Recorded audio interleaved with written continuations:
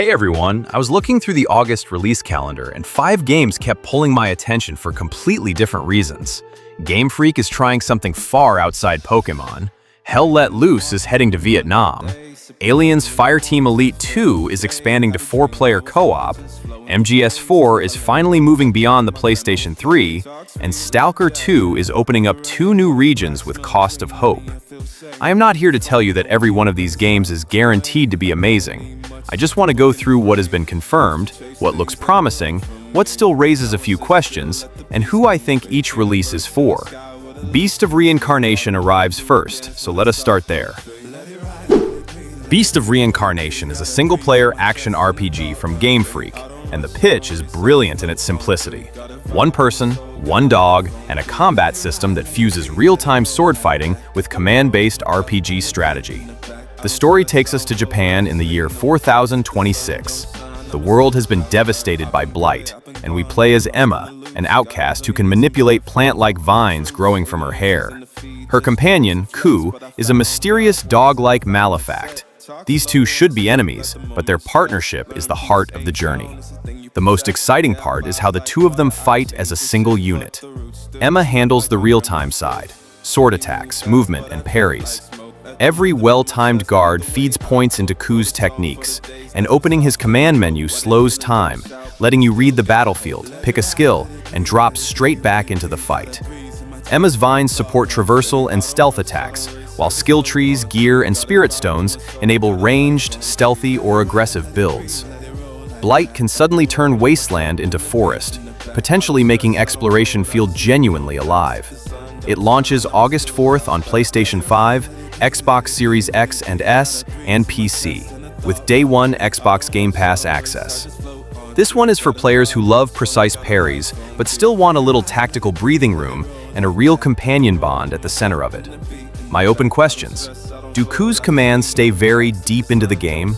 How much does that changing world actually shape exploration? And do the effects-heavy fights hold a smooth frame rate? Game Freak has a lot to prove here, and that is exactly why I want to play it.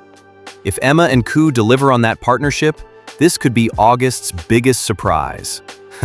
And if the forest can shift around us here, the next release drops us into a very different kind of undergrowth, one where staying alive comes down entirely to your squad.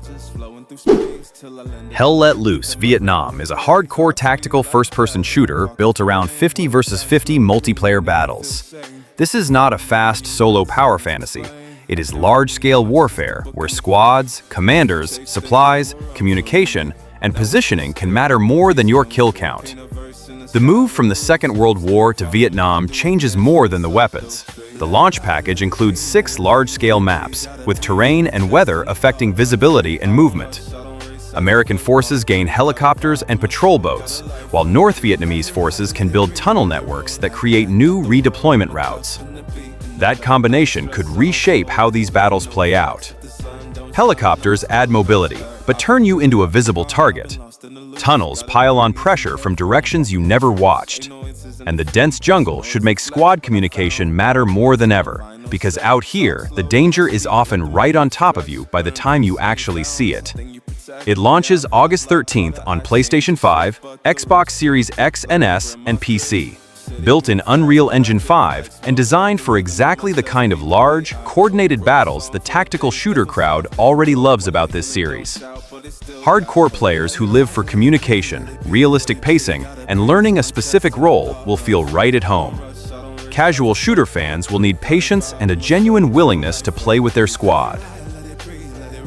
My concerns are 100-player performance, the balance between air power and tunnels, and whether new players get enough guidance. The date was pushed back for extra polish, which puts launch day stability squarely on the line. If tactical realism is your style, Hell Let Loose Vietnam might become your battlefield for the rest of the year. But if you prefer your squad to be smaller, your weapons more futuristic, and your enemies to have acid for blood, the next release is coming for you. Aliens Fireteam Elite 2 is a third-person cooperative survival shooter that drops up to 4 colonial marines into hostile locations, crawling with xenomorphs. The first game built a fun 3-player foundation. The sequel builds up from there with a fourth squad mate, deeper squad systems, smarter threats, and far more control over your build. You are pushing into hostile territory and just trying to survive while xenomorphs stalk the corridors, lunge out of the shadows, and swarm you from several directions at once. New and returning enemies are more aggressive this time, and they adapt to your tactics, so no single defensive plan is going to carry every encounter. There are 5 upgraded core classes, plus the Specialist, a fully customizable in-game class. Selectable fire modes, augments, and weapon traits deepen weapon building. An updated Horde mode adds repeatable challenges and rewards, while cross-platform co-op and voice chat should make assembling a squad easier.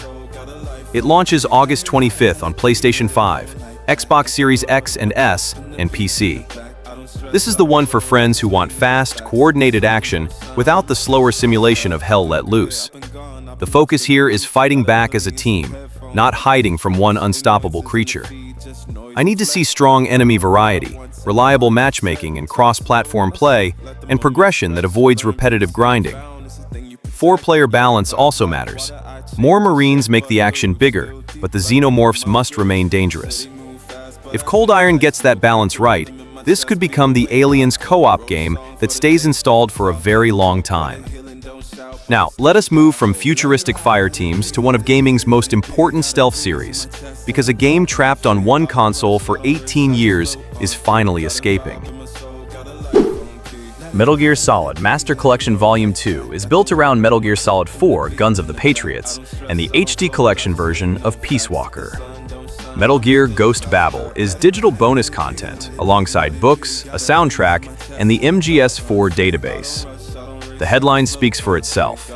This brings MGS4 to modern consoles and PC for the very first time since its 2008 PlayStation 3 release. And that lockdown on aging hardware made it one of the hardest major Metal Gear games to actually play. Getting it out is a huge preservation moment. Peace Walker is also essential to Big Boss's story. Its online gameplay returns for up to 6 players, but there is no crossplay. MGS4's old Metal Gear Online mode is not included, so keep expectations focused on the campaign.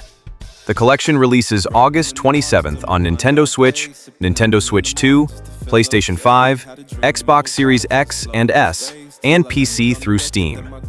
MGS4 and Peace Walker will also be sold separately as digital games. For story-focused stealth fans, this is an easy recommendation as long as the ports are strong. And that condition really matters. Volume 1 shipped with technical shortcomings, so this time I want stable performance, sensible controls, accurate visuals, and a careful conversion of MGS4's notoriously complicated code. I am holding off on calling it definitive until it has been properly tested. Either way, this is already shaping up to be one of 2026's biggest preservation wins. But the last release on our list is not looking backward at all. It is expanding one of the most dangerous open worlds in gaming, with a conflict that can reshape the zone itself. S.T.A.L.K.E.R 2. Cost of Hope is the first massive story expansion for Heart of Chernobyl, with a non-linear survival horror campaign, dozens of hours of content, 2 new regions, and a conflict between duty and freedom. It begins when Skiff picks up a mysterious PDA signal. Duty sees the zone as a threat to be controlled or destroyed. Freedom sees possibility inside it. I will stop there because choices and their consequences are the whole point of S.T.A.L.K.E.R, and I am not about to spoil where yours might lead. The new regions are the Iron Forest and the Chernobyl nuclear power plant, each adding a hub, characters, quests, weapons, gear, mutants, and anomalies. Your choices can affect the conflict, the zone, and events beyond it. The expansion launches August 20th on Xbox Series X and S, PlayStation 5, and PC, and you will need the base game to play it. The clear audience here is anyone who loves slow, deliberate exploration, survival systems, oppressive atmosphere, and decisions that genuinely weigh on you. My concern is technical stability. Heart of Chernobyl has improved since launch, but new regions, quests, and simulation systems create fresh opportunities for bugs. I also want faction choices to produce meaningful consequences, not different dialogue before the same outcome. If GSC delivers on the promised scale and reactivity, cost of hope could be the strongest reason yet to return. So that is the month. Game Freak's bold action RPG, massive tactical warfare, 4-player xenomorph chaos, MGS4 finally on modern platforms, and a major return to the zone. There is something in here for just about every kind of player. The one I am starting with is Beast of Reincarnation, because I need to feel that Emma and Ku combat with my own hands. MGS4 is a very close second, simply because it has been waiting far too long to be playable again. Which game are you most excited for, and what features sold you? Tell me below.